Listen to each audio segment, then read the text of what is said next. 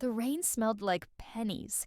Maya pressed her forehead against the bus window, watching droplets race each other down the scratched plexiglass. Outside, Seattle dissolved into watercolor grays. The Space Needle a ghost in the mist, the sidewalk slick with oil rainbows. The metallic scent always came with October storms. Something about the way water pulled copper from old pipes and iron from rusted fire escapes. It coated her tongue, made her think of blood. Her phone buzzed in her jacket pocket. She didn't check it. She knew what it would say. The bus lurched to a stop at Pike Street, brakes hissing. An old woman with a clear plastic rain bonnet shuffled on, shaking droplets from her leopard print umbrella. The water hit Maya's jeans, cold pinpricks that soaked through denim. She didn't move. Couldn't. 3 days ago, she'd had a home. Her fingers found the house key in her pocket, rubbed the serrated edge like a rosary. They'd taken it from her, of course. Her mother standing in the doorway with that pinched expression, the one that made her look like she'd bitten into something sour. You need to understand, Maya. Derek needs space for his things. It's not personal. Derek. Her sister Vanessa's boyfriend. 28 years old, with a trust fund and a Tesla, moving into Maya's childhood bedroom because Vanessa wanted to try living together before they got engaged. And somehow that meant Maya, 22, working 2 jobs to save for grad school, needed to find somewhere else to be. The bus pulled away from the curb. Maya's reflection stared back from the window. Dark circles under hazel eyes, brown hair pulled into a messy bun. The University of Washington hoodie she'd been wearing for 3 days straight. She looked exactly like what she was. Someone who'd been sleeping on her friend Amber's couch, whose entire life fit into 2 duffel bags and a backpack. Her phone buzzed again. This time, she looked. Mom. We're not trying to hurt you. You're being dramatic. Vanessa. Maybe if you had a real career, you could afford your own place. Just saying. Derek. Hey, Maya. Looking forward to setting up my music studio in your old room. That last one made her jaw clench. Derek didn't even play guitar. He'd bought a vintage Fender at an estate sale because it looked cool. The bus crossed the University Bridge, and Maya caught sight of Husky Stadium in the distance, the stands empty and rain-soaked. She'd graduated from UW 4 months ago with a degree in economics and a GPA that had nearly killed her. While Vanessa had partied through a communications degree their parents paid for, Maya had worked the night shift at a 24-hour diner, studied until her eyes burned, graduated summa cum laude. And now Vanessa was the golden child because she'd snagged a rich boyfriend. Maya's stop was coming up. She pulled the cord, heard the ding echo through the mostly empty bus. When she stood, her legs felt heavy, like she was moving through water. Or maybe like she was drowning. The rain hit her the moment she stepped off the bus. Real Seattle rain. The kind that didn't fall so much as hang in the air, soaking through everything. Amber's apartment was 3 blocks away, up a steep hill that made Maya's thighs burn. She'd be home soon. Except it wasn't home. It was a favor that couldn't last forever. A coffee shop caught her eye, one of those local places with mismatched furniture and a chalkboard menu. The daily grind. Through the window, she could see people hunched over laptops, a barista with sleeve tattoos pulling espresso shots. It looked warm. It looked like a place where people belonged. Maya pushed through the door. The smell hit her first. Coffee and cinnamon, old books and rain-soaked jackets drying near the radiator. Jazz played softly from speakers hidden somewhere in the exposed brick walls. She approached the counter, checking her bank account on her phone. $47 until payday. She could afford a small coffee, maybe a muffin if she skipped lunch tomorrow. What can I get you? The barista had kind eyes, laugh lines at the corners. Small drip coffee, black. $2.50. Maya handed over 3 crumpled bills, pocketed the change. The coffee was too hot, burned her tongue when she sipped it, but the pain felt good. Real. Grounding. She found a table by the window, set down her backpack. Rain streaked the glass, turning the street outside into an impressionist painting. She should be looking at apartments, sending out resumes, doing something productive. Instead, she just sat there, watching water turn the world soft. Her phone lit up with another text, this time from her father. Your mother is very upset. You need to apologize. The coffee cup shook in her hand. She set it down carefully, watched brown liquid slosh against white ceramic. Apologize? For what? For being upset that her family had chosen her sister's boyfriend over her? For not having enough money to immediately find a new apartment in one of the most expensive cities in the country? A woman at the next table laughed, loud and genuine, the kind of laugh that made other people smile. Maya glanced over. The woman was maybe 30, wearing a tailored blazer and reading something on her iPad. Probably had a real job, a real apartment, a real life. Probably had parents who didn't think she was disposable. Maya's vision blurred. She blinked hard, refused to cry in a coffee shop surrounded by strangers. Her economics degree was supposed to mean something. She'd spent 4 years learning about market forces and financial systems, had written a senior thesis on predatory lending in low-income communities. She understood how money worked, how debt worked, how the system was rigged against people like her. But understanding didn't change anything. She was still broke, still homeless, still unwanted. The barista dropped something behind the counter, a ceramic mug that shattered with a sound like breaking bones. Maya flinched, and suddenly she was somewhere else. The hospital room smelled like antiseptic and dying flowers. Machines beeped a steady rhythm, counting down something Maya didn't want to acknowledge. Her father sat in the corner, scrolling through his phone. Her mother wasn't there, hadn't been there in weeks. Vanessa had visited once, stayed for 10 minutes, spent the whole time talking about her wedding plans. "I wish you could be there," Vanessa had said, and Maya had wanted to laugh, wanted to scream. She was dying, had been dying for 6 months. Some aggressive cancer the doctors couldn't stop, and her sister was worried about bridesmaid dresses. The lavender would wash you out anyway, Maya had said, and Vanessa had looked relieved. That was 3 years from now, or it had been. Or, Maya gasped, gripping the edge of the table. The coffee shop snapped back into focus. The jazz music, the rain, the broken mug being swept up behind the counter. Her heart hammered against her ribs. What the hell was that? A memory. But not a memory. Something that hadn't happened yet. Something that would happen. She looked at her hands. 22 years old. No IV bruises. No tremor from chemotherapy. She looked at the date on her phone. October 15th, 2019. 3 years before she died? No.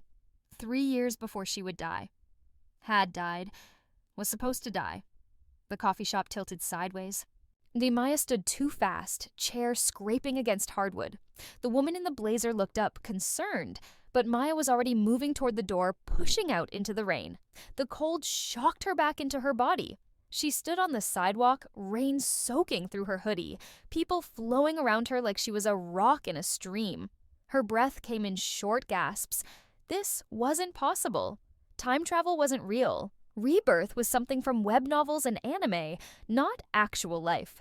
But she remembered dying, remembered the hospice center, the morphine haze, the way her father had held her hand at the very end while texting with the other. Remembered Vanessa calling from her honeymoon in Bali, apologizing for not making it back in time. Remembered her mother not calling at all. And before the dying, she remembered the years of struggle. They're working 3 jobs while her cancer treatment wiped out her savings, declaring bankruptcy, losing her apartment, moving back in with her parents at 27, only to have them treat her like an inconvenience, like a burden. Even as she was dying, they'd made her feel like she was taking up too much space. Maya's knees buckled. She caught herself against a parking meter, metal cold and slick under her palms. This was insane. She was having a breakdown. The stress of losing her housing had finally cracked something in her brain, and now she was hallucinating memories of a future that didn't exist. Except she knew things. She knew that next Tuesday there would be a shooting at a grocery store in Ballard. 3 people dead. She knew that in December, Australia would start burning, wildfires that would rage for months. She knew that in March, everything would shut down, a pandemic that would change the world. She knew that Bitcoin was trading at $8,000 right now, and by December 2021, it would hit $68,000. She knew that her parents' house, the one they'd just kicked her out of, had a mortgage they'd refinanced 2 years ago at a terrible rate. They were 3 months behind on payments right now, had been lying about it to save face. In the original timeline, they'd lost the house in 2021, declared bankruptcy, and blamed Maya for not helping them financially, even though she'd been dying at the time. Maya straightened up slowly. Rain ran down her face, plastered her hair to her skull. Around her, Seattle moved on, cars splashing through puddles, people hurrying under umbrellas, the city indifferent to one woman having an existential crisis on a street corner. So if this was real, if she'd somehow gone back in time, been given a second chance, what did she do with it? The answer came easily, coldly. Like numbers adding up in a spreadsheet, she'd make them pay. Not immediately, not dramatically, but methodically, the way economists planned for long-term outcomes, the way debt collectors circled struggling families, the way her parents had taught her that love was conditional, that family only mattered if you were useful. Maya pulled out her phone, pulled up a weather app. Rain through tomorrow, then clear on Thursday. She searched for Bitcoin exchanges, mortgage records, public property databases. Information was power. Knowledge was leverage, and she had 3 years' worth of both. A smile touched her lips, small and sharp as a blade. The rain kept falling, washing Seattle clean, and then Maya stood in it like baptism. She had work to do. Amber's apartment smelled like Thai takeout and incense. "You look like a drowned rat," Amber said when Maya walked in, dripping water onto the doormat. "Also, you're smiling. Should I be worried?" Maya kicked off her soaked sneakers, peeled off her hoodie. "I figured some things out." Ominous. Amber was curled up on the couch in leggings and an oversized Seahawks jersey. Netflix paused on the TV. She was Maya's oldest friend. They'd met in freshman biology, bonded over shared hatred of lab reports. Amber worked in marketing now, made decent money, had offered Maya the couch without hesitation when everything fell apart. Maya grabbed a towel from the bathroom, dried her hair roughly. In the mirror, her reflection looked different. Same face, same body, but something had changed behind her eyes. Purpose, maybe, or rage. Sometimes they looked the same. "I need to borrow your laptop," Maya said, coming back to the living room. "And I need you to not ask questions for a few days." Amber's eyebrows rose. "Should I be helping you hide a body? Nothing illegal, just trust me." "Always do," Amber tossed over her MacBook. "But if you're joining a cult, I want to go too. I look great in robes." Maya settled into the armchair, laptop balanced on her knees. First things first, she needed money. $47 wasn't going to cut it. She pulled up her bank account, looked at her meager savings. $3,000, scraped together from years of work. In the original timeline, she'd kept saving it, eventually using it for a deposit on a studio apartment. Then cancer had wiped her out, and she'd spent her final years broke and bitter. Not this time. She opened a Bitcoin exchange account, started the verification process. It would take a few days to clear, but once it did, she could buy in at current prices. $3,000 would become, she did the math quickly, approximately $30,000 by this time next year, $250,000 by late 2021. More than enough to destroy her parents. The thought should have felt wrong, should have made her hesitate, but all she felt was cold satisfaction, like solving a particularly complex equation. "You're doing that thing," Amber said from the couch. "What thing?" "That economist thing, where you look at your laptop like it's a chessboard and your planning move is 6 turns ahead." Amber paused her show, turned to face Maya fully. "What's going on? And don't say nothing. You've been weird since you got back." Maya looked at her friend. Really looked. In the original timeline, Amber had been there through everything. Had visited Maya in the hospital, brought books and magazines, sat in silence when talking hurt too much. Had cried at the funeral, given a eulogy that made people laugh and sob in the same breath. And Maya had never thanked her properly. Had been too sick, too tired, too wrapped up in her own misery. "My family doesn't deserve me," Maya said quietly. "Obviously, they're trash humans who kicked out their daughter for Mr. Trust Fund. No, I mean," Maya stopped. How could she explain? "I died alone and bitter, and they didn't care. They sent flowers to my funeral and went right back to their lives. I'm going to make them regret it." Amber studied her for a long moment. Then she grinned, sharp and fierce. "Good. How can I help?" "Just let me crash here a little longer. A month, maybe 2. I'll pay rent as soon as I can." "Stay as long as you need. Seriously." Amber's expression softened. "Your parents are the ones who should be apologizing, not you." Maya's throat tightened. She nodded, not trusting herself to speak. Then she turned back to the laptop, back to numbers and plans and revenge dressed up as financial planning. The Bitcoin exchange took 3 days to verify her account. Maya spent those days researching, planning, checking her memories against reality. Everything lined up. The news stories she remembered happened exactly as she recalled. The stock prices moved according to her memory. Even small things. A car accident on I-5, a celebrity announcement, the weather patterns, all matched. Well, this was real. Impossible, but real. She bought Bitcoin at $8,347 per coin. It felt insane, dropping her entire savings into cryptocurrency that most people still thought was a scam. But she'd lived through the future. She knew. Then she started researching her parents' finances. Public records were surprisingly easy to access. Property ownership, mortgage information, tax records, all available if you knew where to look. Maya had learned a lot about financial systems in her economics program, but dying had taught her even more. When you spent years watching medical bills pile up, watching debt collectors circle, you learned how money really worked, how debt became weapon, how the system crushed people under paperwork and fine print. Her parents' house was worth approximately $650,000 according to Zillow. They'd bought it for $320,000 in 2002, refinanced in 2017 for $480,000 to pay off credit card debt. The mortgage was held by Pacific Northwest Lending, monthly payment $2,847. They were currently 3 months behind, $8,541 in arrears, plus late fees and penalties. In the original timeline, they'd fallen further behind. By 2020, they'd owed over $40,000 in back payments. The bank had started foreclosure proceedings in early 2021. Maya had been too sick to help, even if she'd wanted to. They'd lost the house in June 2021, moved into a cramped apartment in Kent. They'd blamed her, said if she'd gotten a better job instead of wasting time being sick, she could have helped them. Her mother had said that to her face. While Maya was in hospice, Maya's hands clenched on the laptop.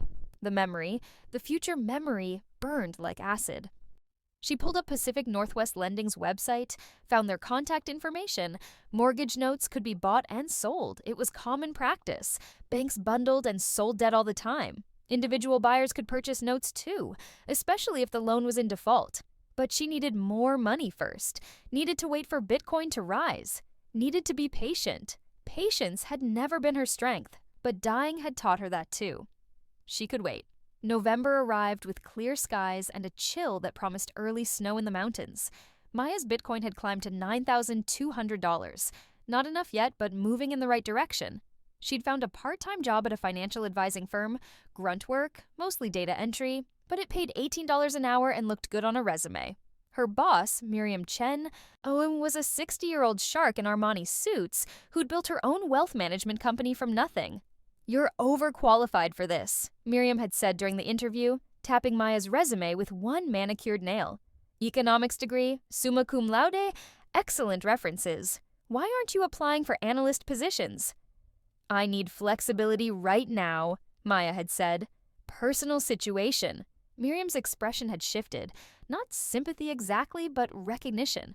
"Fair enough. You'll start Monday." But Maya? She'd leaned forward. "In 6 months, we're talking about a real position. Don't waste that degree."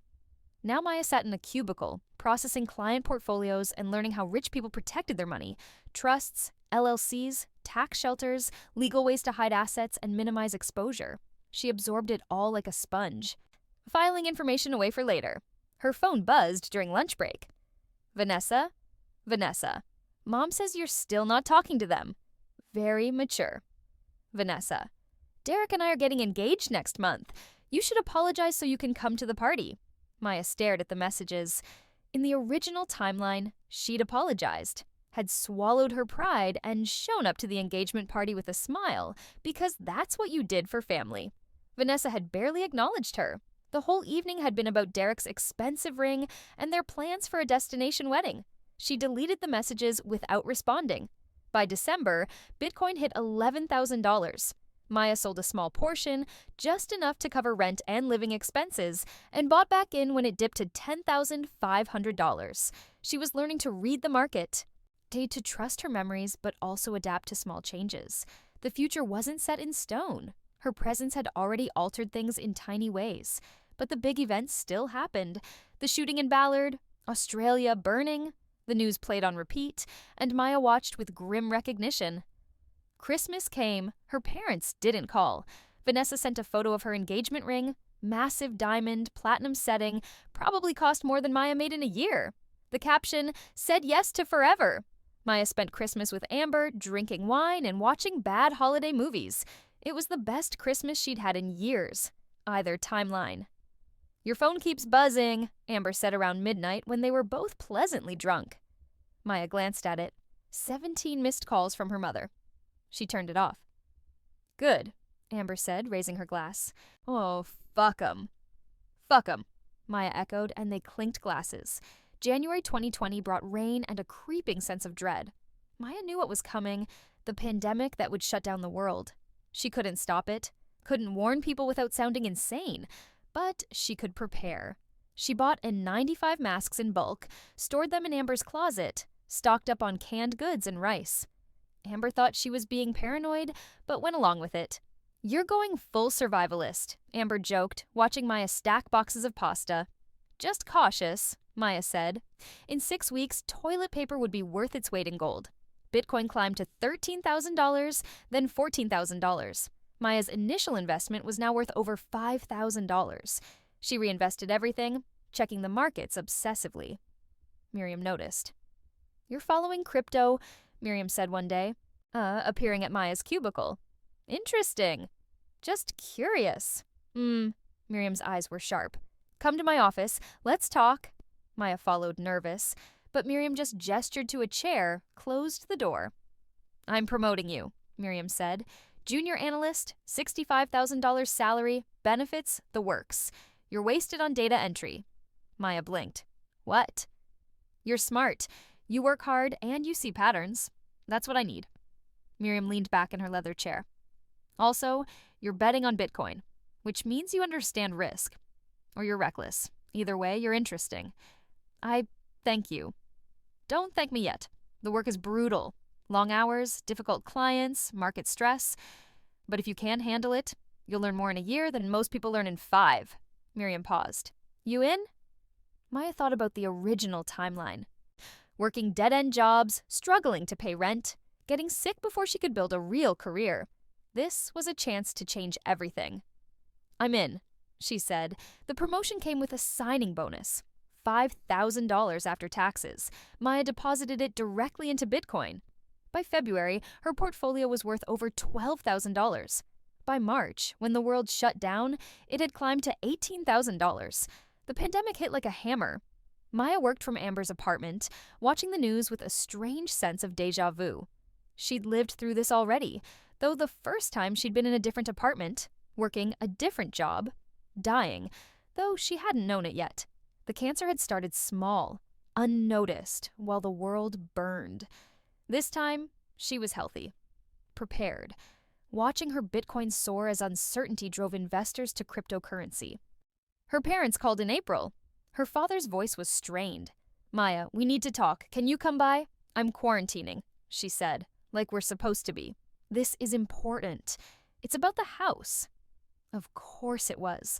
Maya had checked the records. They were now 6 months behind on mortgage payments. The forbearance programs would help, but only temporarily. Eventually, the debt would come due. What about the house? She asked, even though she knew. We're having some financial difficulties. We thought, since you're working now, you want money. Silence. Then, we're family, Maya. She laughed, actually laughed. Family, right. Like when you kicked me out so Derek could have my room? That's not fair. We needed the space. How much are you behind? Another pause. 20,000. Give or take. Give or take, Maya repeated. See, in reality, with late fees and penalties, it was probably closer to 25. And you want me to just give you $20,000? We'd pay you back. With what money? You can't make the payments now. Maya, please, we could lose the house. Good, she thought. Let them lose it. Let them feel what it's like to have nothing. But she didn't say that. Instead, I don't have that kind of money, Dad. I'm sorry. She wasn't sorry, and she did have that kind of money. Bitcoin was over $20,000. Her portfolio had crossed $50,000. You're working at that financial place, making good money? I'm a junior analyst. I make $65,000 a year in Seattle. After taxes and living expenses, there's nothing left.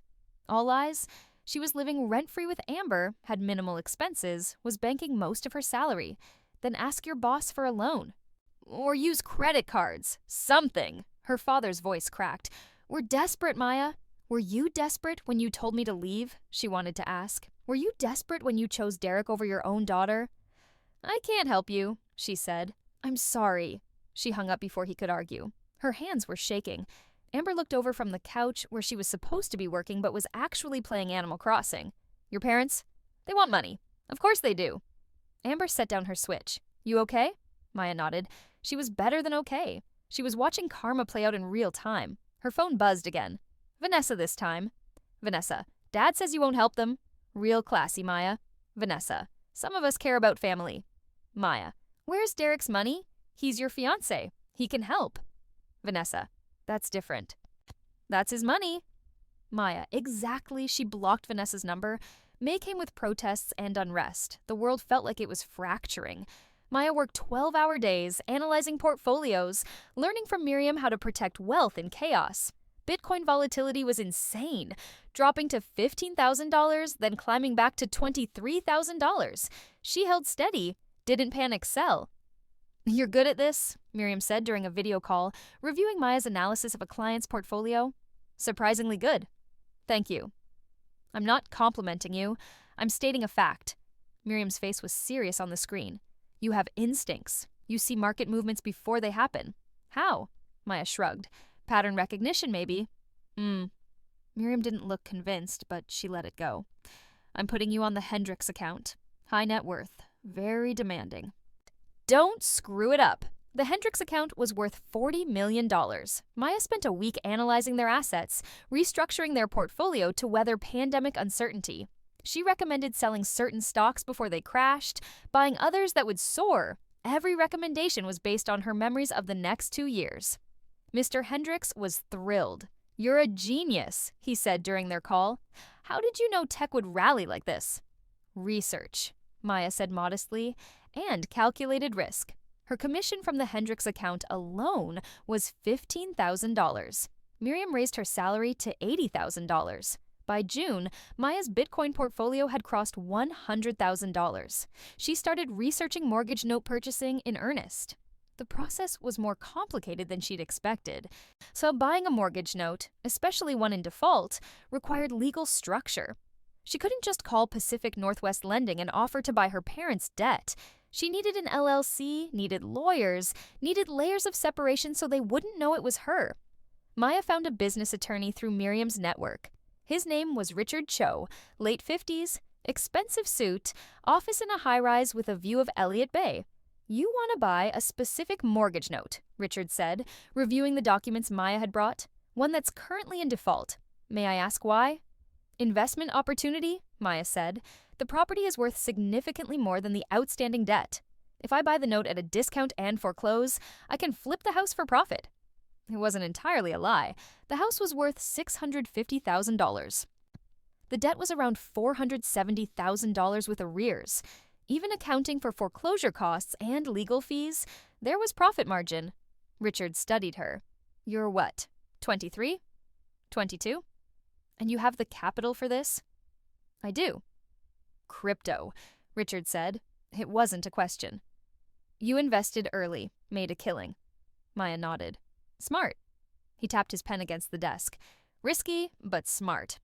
Okay, here's what we do. We create an LLC, something generic, no connection to you. The LLC makes an offer to purchase the note. Banks are usually willing to sell defaulted debt for 75 cents on the dollar. Cuts their losses, clears their books. How long does it take?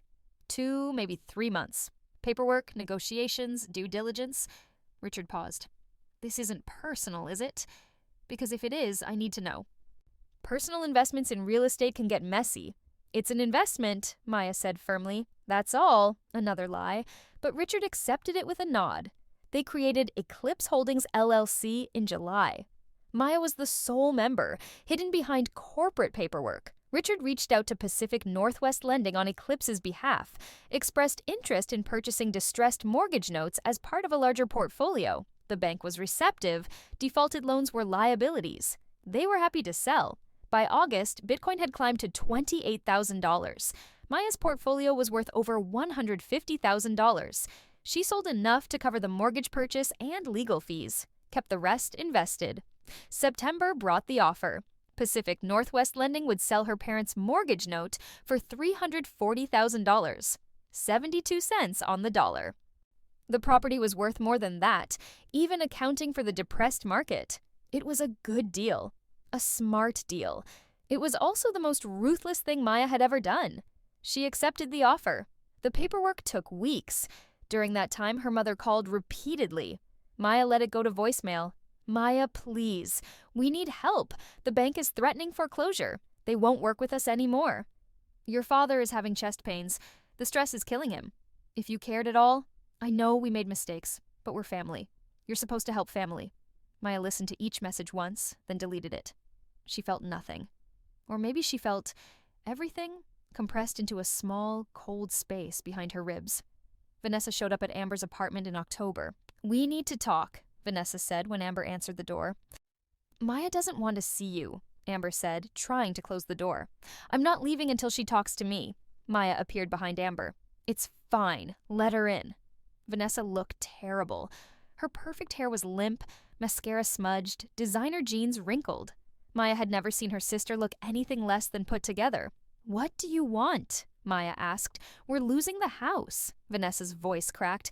Mom and Dad are losing the house. Some company bought the mortgage and they're starting foreclosure proceedings. We have 60 days. I heard, Maya said neutrally. You heard. Vanessa's eyes went wide. That's all you have to say. We're losing our home and you don't care at all. Should I? We're family. Maya laughed, sharp and bitter. We're family, right. Like when you told me to get a real career instead of working 2 jobs to save for grad school? Like when Derek moved into my room and you didn't say a word? That was different. How? How was that different? Vanessa's face crumpled. I didn't know they'd actually kick you out. I thought you were being dramatic. And when they did kick me out, where were you then? Vanessa stopped. I'm here now, asking for help, begging you. Where's Derek? We broke up, Maya blinked. What? Last month, Vanessa's voice broke. He said I was too high maintenance, that his money was his, not mine. When I asked him to help Mom and Dad, he laughed. He actually laughed. In the original timeline, they'd gotten married, had a big wedding in Maui, honeymooned in Greece. Maya had watched photos on Facebook from her hospital bed, feeling nothing but hollow resentment. This was different. This was a divergence. I'm sorry, Maya said. And she was, a little. Not for Derek leaving, he'd always been an asshole, but for the pain in her sister's eyes. Help us, Vanessa whispered. Please, I know we screwed up. I know we were terrible to you, but please, Maya, they're our parents.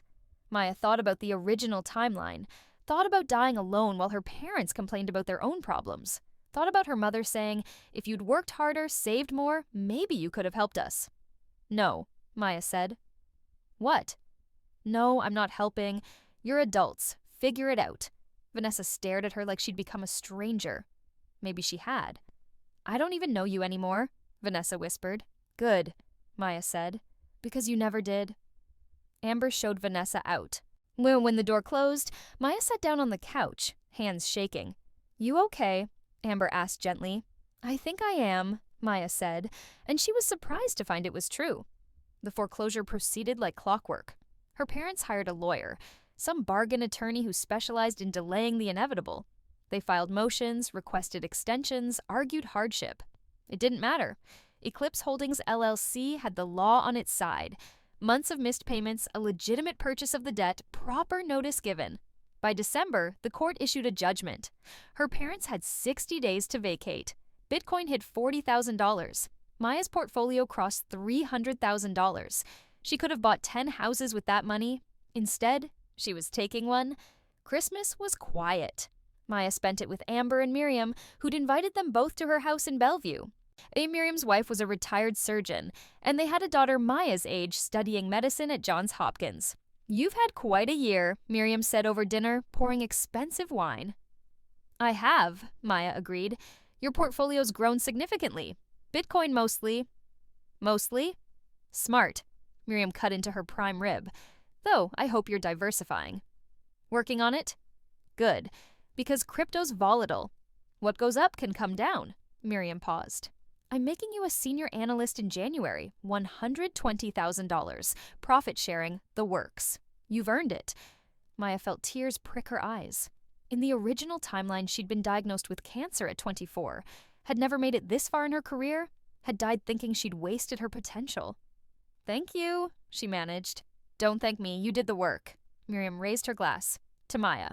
"Oh, who played the market like a symphony and came out ahead." They toasted. Maya drank, feeling warmth spread through her chest. This was what success felt like. What winning felt like. She thought about her parents in their house, packing boxes, preparing to leave, thought about Vanessa, probably helping them, crying about the unfairness of it all. She felt nothing, or maybe she felt satisfaction. It was hard to tell the difference anymore. January 2021 brought bitter cold and the end of an era. The eviction notice was posted on her parents' door on January 15th. Maya drove by the house, the first time she'd seen it since they'd kicked her out. It looked smaller than she remembered, sadder, the lawn was overgrown, paint peeling on the porch. The windows were dark. She sat in her car, a used Honda Civic, practical and anonymous, and stared at the house where she'd grown up. The bedroom window on the second floor had been hers. She'd studied there for countless hours, dreamed about her future, believed that hard work would be enough. The front door opened. Her father emerged, carrying a box. He looked old, older than she remembered, or maybe older than he should have been. Gray hair, stooped shoulders, moving slowly like everything hurt. Maya's hands tightened on the steering wheel. She should feel something. Guilt, maybe, regret. But there was only emptiness, vast and cold. Her father loaded the box into a U-Haul parked in the driveway. He didn't look around, didn't see Maya watching. She put the car in drive and left. The house officially transferred to Eclipse Holdings on January 28th. As Maya hired a property management company to handle repairs and rental. She never went inside. Couldn't bear to see Derek's music equipment, or whatever had replaced it, in her old room. The house rented for $3,200 a month. After property management fees and mortgage payment to herself, she cleared about $400 monthly. It wasn't about profit. It was about ownership, about taking back what they'd taken from her. Her parents moved to an apartment in Renton. 2 bedrooms, no yard, beige walls and cheap carpet. Maya knew because Vanessa posted about it on Facebook. Some rambling status about family and hardship and the cruelty of corporations. Maya didn't respond. Didn't react. She'd blocked Vanessa months ago anyway. February brought a new message. From her mother. "Mom, I know what you did." Maya stared at her phone. Her heart stuttered. The mom. "Eclipse Holdings, it's you, isn't it? Mom, how could you do this to us? We're your parents." Maya. "And I was your daughter." The response came immediately. "Mom, we gave you everything. Raised you. Paid for your education." Maya. "You paid for Vanessa's education. I paid for mine, student loans and scholarships and working nights at a diner." Mom. "We let you live at home." Maya. "Until you didn't." Mom. "That was different. Derek needed..." Maya. "Derek needed my bedroom more than I needed a home. I understand. You made that very clear." Mom. "So you destroyed us? Took our house? Financially ruined us? Because of one mistake?" Maya read that message 3 times. One mistake, that's what they called it. Kicking her out, choosing her sister's boyfriend over her, treating her like she was disposable. Just one mistake. Maya. "You're right. It was one mistake. But it was yours, not mine." She blocked her mother's number. Then she cried. For the first time since this all started, Maya sat in Amber's apartment and cried. Not pretty tears, ugly, gulping sobs that shook her whole body. Amber held her, didn't ask questions, just let her break apart. "They'll never understand," Maya said when she could speak again. "They'll never see what they did wrong." "Probably not," Amber agreed. "People like that never do." "I thought I'd feel better. I thought revenge would fix something." "Did it?" Maya considered. "I don't know. I don't feel worse." "That's something." Maybe it was. Maya wiped her eyes, sat up. Outside, Seattle rain fell soft against the windows. The same rain that had fallen the day she died, the day she came back, the day she decided to burn it all down. She'd burned it. Now she had to live in the ashes. Spring 2021 brought vaccines and hope and Bitcoin's meteoric rise. By April, it hit $60,000. Maya's portfolio crossed $800,000. She was 23 years old and nearly a millionaire. Miriam started giving her bigger accounts, more responsibility. talk of making her a partner in a few years. The cancer should have been diagnosed by now. In the original timeline, she'd gone to the doctor in May with persistent fatigue, found out her white blood cell count was astronomical. Acute myeloid leukemia, aggressive, deadly, already spreading. This time, Maya went for a full checkup. Blood work, scans, everything. The results came back clean. Perfect health. She sat in the doctor's office staring at the paper. No cancer. She'd changed so much. Her job, her wealth, her family situation, that somehow impossibly, she'd changed this too, or maybe she'd never had cancer. Maybe her memories were from a timeline that no longer existed. Maybe the universe had reset, given her a second chance, and the disease was just gone. Is something wrong? The doctor asked. You look upset. I promise these results are excellent. I'm fine, Maya said, just relieved. She walked out of the clinic into spring sunshine, and for the first time in forever, either timeline, she felt light. The weight of dying had been crushing her for months, a shadow she couldn't shake. But now she was free. Maya called Amber from the parking lot. I'm healthy, she said when Amber answered. No cancer, nothing. Cancer? Maya, what? I'll explain later. I needed to tell someone. Okay. Amber's voice was careful. Are you okay? I think I am, Maya said. I really think I am. That night, she sold most of her Bitcoin at $63,000. Nearly $1 million in her account. She diversified into stocks, bonds, real estate. Built a portfolio that would sustain her for life. She was 23 years old. She had money, health, a career, freedom, and a family that hated her. Maya tried not to think about that last part. The wedding invitation arrived in June. Maya stared at it, confused. Then she read the names. Vanessa Chen and Marcus Rivera cordially invite you. Not Derek. Someone new. The wedding was in August. Small ceremony in a park. Reception at a restaurant. Simple. Understated. Not the lavish destination wedding Vanessa had planned in the original timeline. There was a note attached in Vanessa's handwriting. I don't expect you to come. I probably don't deserve for you to come. But I wanted you to know anyway. Also, I'm sorry for everything. I was a terrible sister, and you had every right to cut me off. I hope you're doing well. You deserved better than how we treated you. Maya read it twice. 3 times. The words felt genuine. Raw in a way Vanessa never was. She almost threw it away, almost sent back a cutting response. But something stopped her. The original timeline's Vanessa had never apologized. Had married Derek, divorced him 2 years later, spent her late 20s bitter and entitled. This timeline's Vanessa, had apparently learned something from losing Derek. From losing the house, from watching their family implode. Maya tucked the invitation into a drawer. She didn't RSVP, but she didn't throw it away either. July brought heat and the Delta variant. Bitcoin crashed to $30,000. Maya's friends who'd bought in late panicked. She stayed calm. She knew it would rise again. By November 2021, it would hit $68,000. She'd already sold most of hers, but she kept a small amount, just enough to remember how it felt to bet on impossible things. Vanessa's wedding day came and went.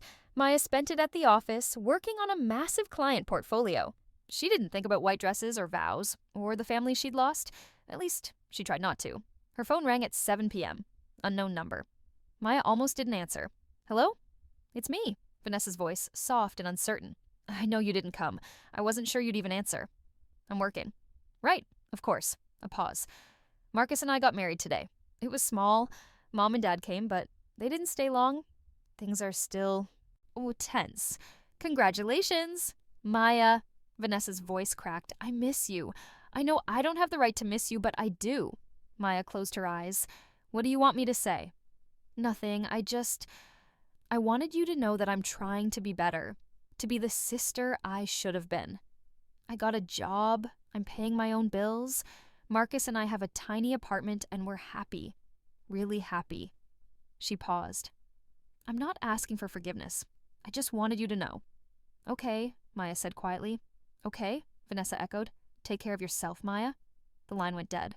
Maya sat in her office, surrounded by expensive furniture and city views, and felt something crack inside her chest. Not breaking, just softening. A little. She thought about calling back. Didn't. But she saved Vanessa's number.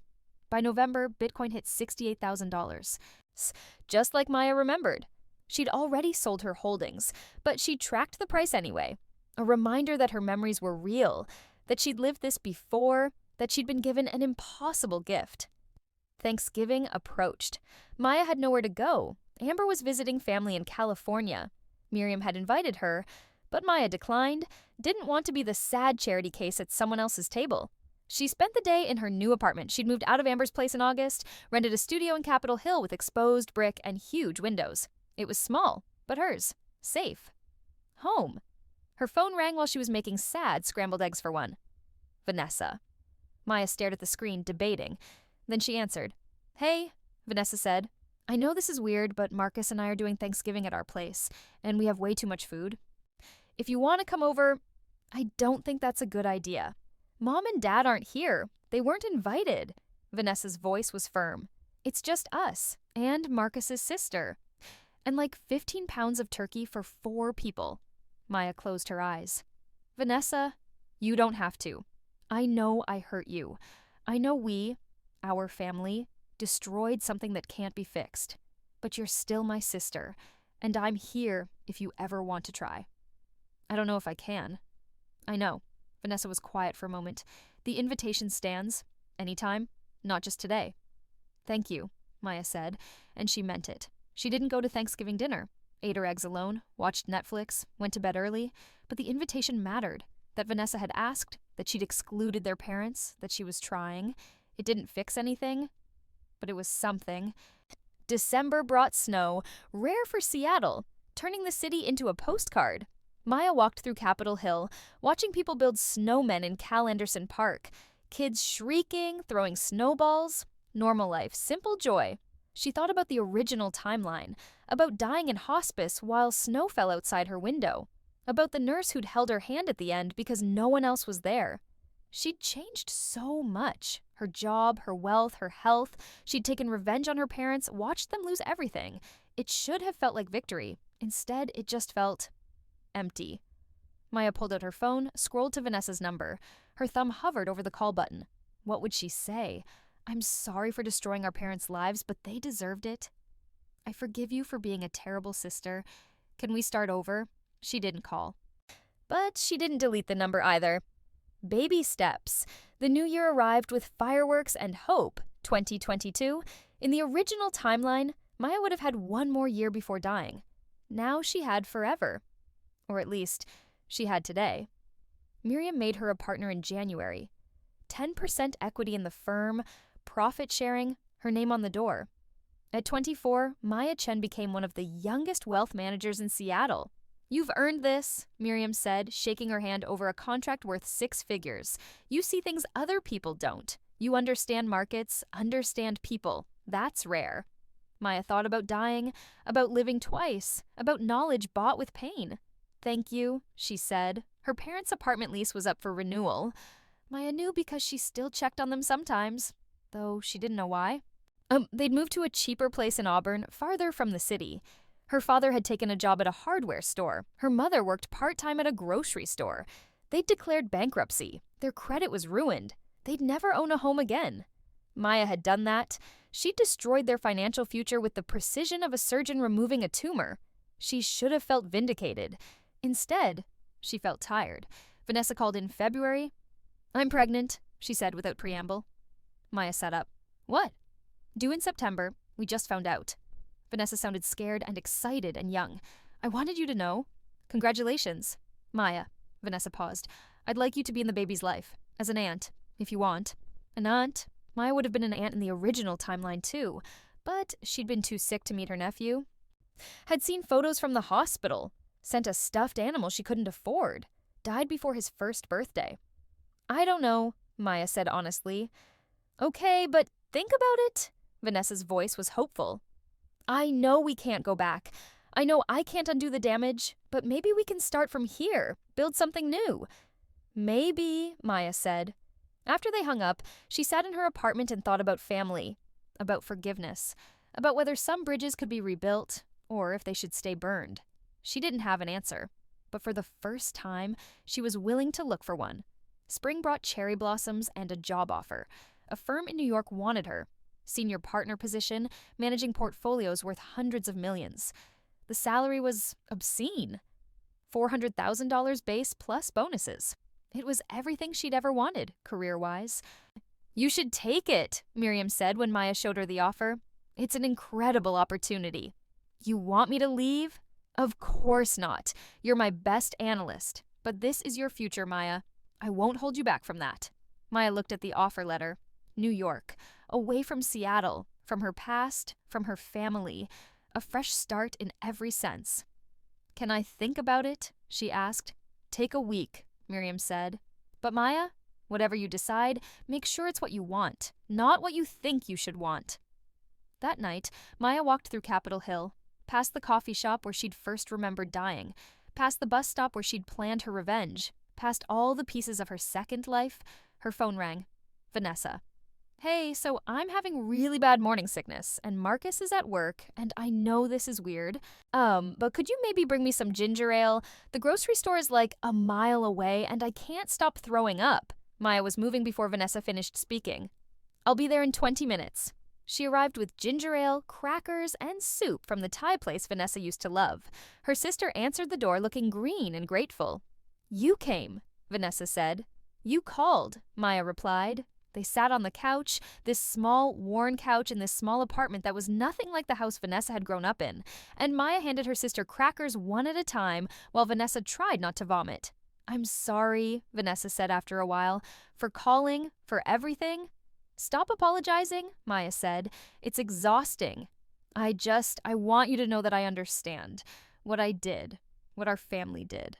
"I understand why you hate us." "I don't hate you," Maya said. And she realized it was true. "I'm angry. I'm hurt. But I don't hate you." Vanessa's eyes filled with tears. "Really? Really?" Maya paused. "You were 21. Stupid and selfish, but 21. I can't hold that against you forever." "What about Mom and Dad?" Maya's jaw tightened. "That's different. Because they're older? Should have known better? Because they did it without hesitation. Because when I needed them most, they chose convenience over me." Maya looked at her sister. "You were thoughtless. They were cruel. There's a difference." Vanessa nodded slowly. "What you did, taking the house, was that revenge?" Maya could have lied. Should have lied. But she was tired of lying. "Yes." "Did it help?" "No," Maya admitted. "It felt good at first. Like justice. But now it just feels empty." "What would help?" Maya didn't answer, because she didn't know. They sat in silence while the afternoon light faded. Eventually, Vanessa's morning sickness passed, and Maya made her toast with the crusts cut off, the way their mother used to when they were kids. "Stay for dinner?" Vanessa asked. "Marcus makes really good pasta." Maya thought about the New York offer, about running away to a new city, a new life, about staying in Seattle with all its ghosts and possibilities. "Okay," she said, "I'll stay." She turned down New York. Miriam raised her salary to match, promoted her to managing partner. Maya was 24 years old, making $500,000 a year with a portfolio worth over $2 million. She'd achieved everything she'd dreamed about in her first life and more. But success felt different than she'd expected. Quieter, less triumphant. She started seeing Vanessa regularly. Small things, coffee on Wednesdays, helping paint the nursery, going to doctor appointments when Marcus couldn't. They didn't talk about their parents. Didn't talk about the house, just moved forward, building something fragile and new. In August, Vanessa went into labor. She called Maya at 3 a.m., panicked and in pain. "Marcus is bringing the car around. Will you meet us at the hospital?" "I'm on my way," Maya said. She sat in the waiting room for 14 hours. Vanessa's labor was long and difficult. Maya bought coffee for Marcus, called updates to his family, paced the sterile hallways, and thought about the nephew she'd never met in the original timeline. At 5:47 p.m., Marcus emerged looking exhausted and elated. It's a boy," he said. "Oliver Chen Rivera. Everyone's healthy." Maya followed him to the room. Vanessa was propped up in bed, sweaty and glowing, holding a tiny wrapped bundle. "Want to meet your nephew?" Vanessa asked softly. Maya approached slowly. The baby, Oliver, had Vanessa's nose and a shock of dark hair. His eyes were closed, face scrunched up like he was contemplating the unfairness of being born. "He's perfect," Maya whispered. "You want to hold him?" Maya's hands shook as she took the baby. He was warm and impossibly light, making small snuffling noises. Something in her chest cracked wide open. In the original timeline, she died never holding him, had sent gifts from her deathbed, loved him from a distance. This was a gift she hadn't known she needed. "Hi, Oliver," she murmured. "I'm your Aunt Maya." The baby yawned, utterly unimpressed. "We want you to be his godmother," Vanessa said. "If you're willing." Maya looked up, surprised. "What? You're my sister. Despite everything, despite what we did, you're still my sister. And you're a good person. Better than I deserve." Vanessa's voice shook. "I want Oliver to know you, to learn from you, to be half the person you are." Maya felt tears slide down her cheeks. Yes, of course," Marcus smiled. "Welcome to the family." Officially. Family. The word still felt strange, broken. But maybe, just maybe, it could mean something new. The first year of Oliver's life passed in a blur of diapers and midnight feedings, and joy Maya hadn't expected. She was Aunt Maya, the one who brought fancy organic baby food and read Dr. Seuss until Oliver fell asleep. She was at birthday parties and doctor visits and the small, ordinary moments that built a life. Vanessa never mentioned their parents. Maya didn't ask. They existed in this bubble where the past didn't matter, only the future. But the past had a way of returning. Maya's mother showed up at her office on a Tuesday in March. The receptionist called back, uncertain. "There's a woman here to see you. She says she's your mother." Maya's heart stuttered. "Tell her I'm busy." "She says she'll wait." Of course she would. Maya closed her laptop, took a breath. "Send her back." Her mother looked older, gray hair, deep lines around her mouth, wearing a cheap coat that had seen better years. She walked into Maya's office and stopped, staring at the mahogany desk, the city view, the evidence of success. "You've done well," her mother said. "What do you want?" "To talk." "Please." "No, Maya." Maya gestured to the chair across from her desk. Her mother sat, looking small and uncomfortable. "I'm dying," her mother said without preamble. Maya felt the world tilt. "What?" "Pancreatic cancer, stage 4. 6 months, maybe less." Her mother's hands twisted in her lap. "I wanted to see you before she died. Before it was too late." Maya's brain stuttered, trying to process. "I'm sorry," she managed. "Are you?" Her mother's eyes were sharp. "You took everything from us. Our home, our security. Your father's health has never recovered from the stress. And you're sorry?" Maya's sympathy evaporated. "You kicked me out. You chose Vanessa's boyfriend over your own daughter. And you destroyed us for it. Bought our house, foreclosed. I know it was you. Eclipse Holdings." "Oh, we found out eventually." "Good," Maya said coldly. "I wanted you to know. You wanted revenge. I wanted you to understand what it felt like, to lose everything, to have family turn their back." Maya stood up. "You taught me that family is conditional, that love has limits. I'm just applying your lessons." Her mother's face crumpled. "I came here to apologize, to try to make peace before I—" "You don't get peace. You get exactly what you gave me, nothing." "Maya, please. Get out." "I'm dying." "So was I," Maya's voice cracked. "I was dying and you didn't care. You never cared. You only care now because you want absolution. Well, I can't give you that. You'll have to die knowing what you did." Her mother stood, shaking. "You're cruel, cold. I didn't raise you to be like this." "You didn't raise me at all," Maya said quietly. "You housed me, fed me, and the second it was inconvenient, you threw me away. Everything I am, I built despite you, not because of you." Her mother left without another word. Maya stood in her office, watching the door close, and felt absolutely nothing. Later, she called Vanessa. "Mom came to see me," Maya said. "I know. She told me she was going to." Vanessa paused. "Are you okay?" "She's dying." "Yeah, pancreatic cancer, it's not good." "Why didn't you tell me?" "Because I didn't know if you'd care," Vanessa said honestly. "Do you?" Maya thought about it. Really thought about it. "No," she said finally. "I don't." "Okay, that's okay." "Is it?" "Maya, she was a terrible mother.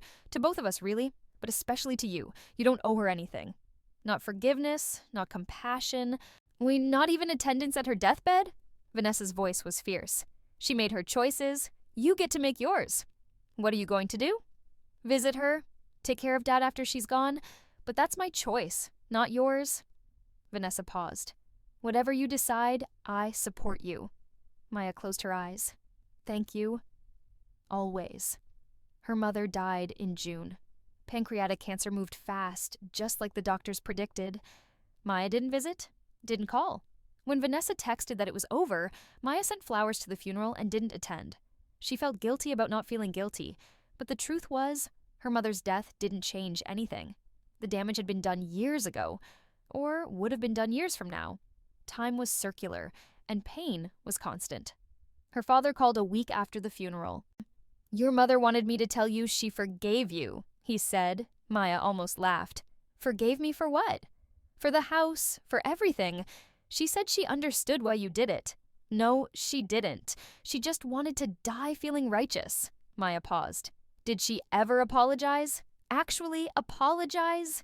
She was dying, Maya. That should be enough. It's not. What do you want from us? Her father's voice rose. You took our house, ruined our lives, and now you can't even show compassion when your mother dies? What kind of person are you? The kind you raised, Maya said. The kind who learned that family is transactional, that love has conditions. You taught me well. I hope you're happy. I hope all your money keeps you warm at night. It does, Maya said. Better than you ever did. She hung up, blocked his number, and went back to work. Miriam found her an hour later, staring at spreadsheets without seeing them. You look terrible, Miriam said. My mother died. I heard. I'm sorry. Don't be. We weren't close. Miriam sat down across from her. Want to talk about it? Not really. Okay, but Maya? Miriam's voice was gentle. Revenge doesn't heal wounds. It just makes new ones. I know, Maya said, and she did. She'd known for a while now, but knowing didn't change what she'd done. Didn't undo the foreclosure, the bankruptcy, the destruction. What are you going to do about it? Miriam asked. I don't know, Maya admitted, but she was starting to have an idea. The house, her parents' old house, had been rented for 2 years. The tenants were good, paid on time, took care of the property. Maya had never visited, couldn't bear to see it. She called the property management company in August. I want to sell, she said. The market was good. The house was worth $780,000 now. Appreciation and improvements factored in. After paying off the remaining mortgage to herself and covering selling costs, she'd clear about $250,000 in profit. Blood money, revenge profit, the cost of her family in dollars and cents. She sold it in September to a young couple with a toddler. They were excited, grateful, talking about good school districts and building a life. Maya signed the papers and walked away. Then she called her father. What do you want? He answered, voice brittle. I'm sending you money, Maya said. $200,000. For you and Vanessa. Split it however you want. Silence. Then, why? Because I'm tired of being angry. Because holding on to hate is exhausting.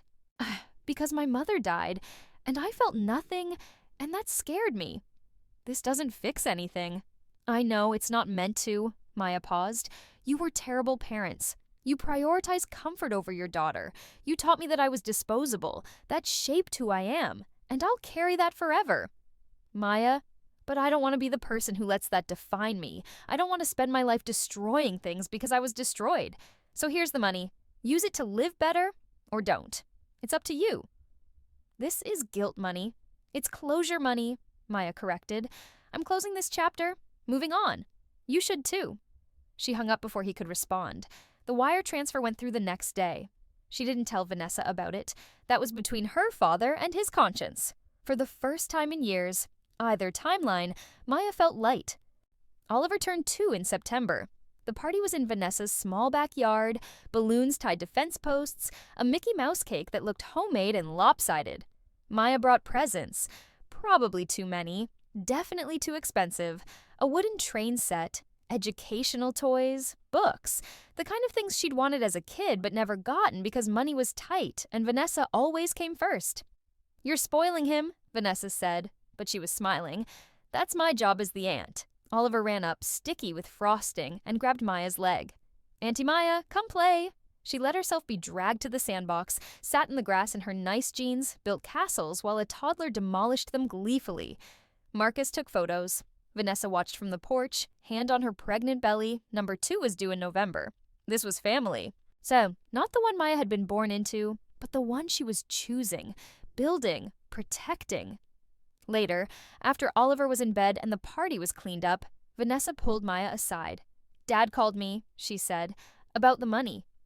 "Okay." "Why did you do it?" Maya shrugged. "Because holding on to anger was killing me, because I wanted to be free." "Are you free?" "Getting there," Maya said, and it was true. The weight that had pressed on her chest for so long, the dying, the rebirth, the revenge, was finally lifting.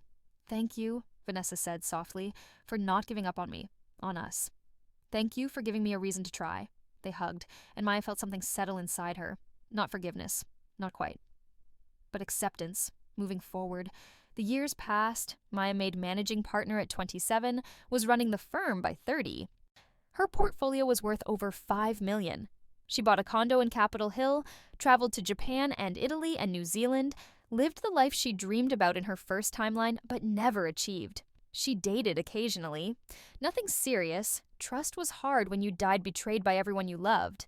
But she had friends, had Amber, had Vanessa's growing family, had Oliver and his little sister Emma, who called her Auntie Maymay and climbed into her lap demanding stories. Sometimes she thought about the original timeline, about dying in hospice, alone and bitter, about the future she'd escaped.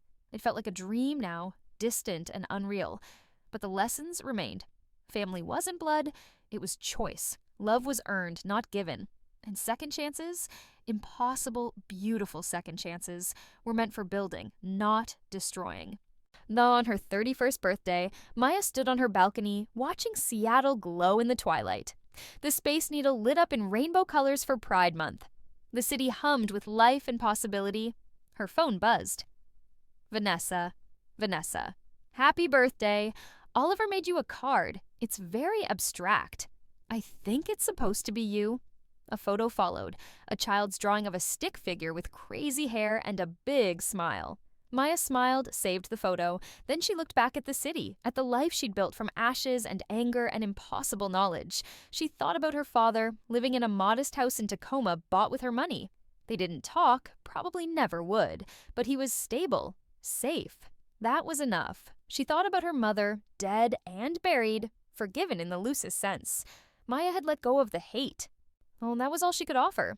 She thought about Vanessa, who'd grown from a spoiled girl into a thoughtful mother, who'd apologized and meant it, who'd chosen Maya over their parents when it mattered. And she thought about herself. 2 lives lived, 2 chances taken. One ended in death and regret. One was still being written. The rain started to fall, that metallic Seattle rain that smelled like pennies and possibilities. Maya tilted her face to the sky, let it wash over her, and breathed. She was alive, free, home, and for the first time in both her lives, that was enough. 5 years later, the coffee shop smelled the same, coffee and cinnamon, old books, and rain-soaked jackets. Maya sat at a table by the window, the same table where she'd first remembered dying, where everything had changed. Across from her, a young woman fidgeted with a resume. 22, fresh out of college, wearing clothes slightly too big like she'd lost weight recently, stressed, scared, trying so hard to look confident. "Thank you for meeting with me," the girl, Sophia, said. "I know you're busy."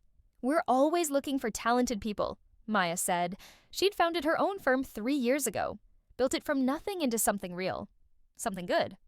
"Tell me about yourself." Sophia launched into her pitch, stumbling over words. Economics degree, top of her class, worked 3 jobs to pay for school. Her family was complicated. She'd been living with a friend, was desperate for a chance. Maya saw herself in every nervous gesture, saw the fear of failure, the weight of survival, the determination to prove something. "You're hired," Maya said. Sophia blinked. "No, what?" "Starting salary is $70,000. Benefits, profit sharing if you last a year. You start Monday." "But you haven't even checked my references." "Don't need to." Maya smiled. "I know potential when I see it. The question is, do you want the job?" "Yes." Sophia's eyes filled with tears. "Yes, absolutely, thank you." "Don't thank me. Earn it. Work hard, be honest, and don't give up when things get difficult." Maya paused. "And when you're in a position to help someone else, pay it forward." They shook hands. Sophia left, practically floating. Maya watched her go, then looked around the coffee shop. The same barista was still there, older now. The same jazz music played. The same rain fell outside.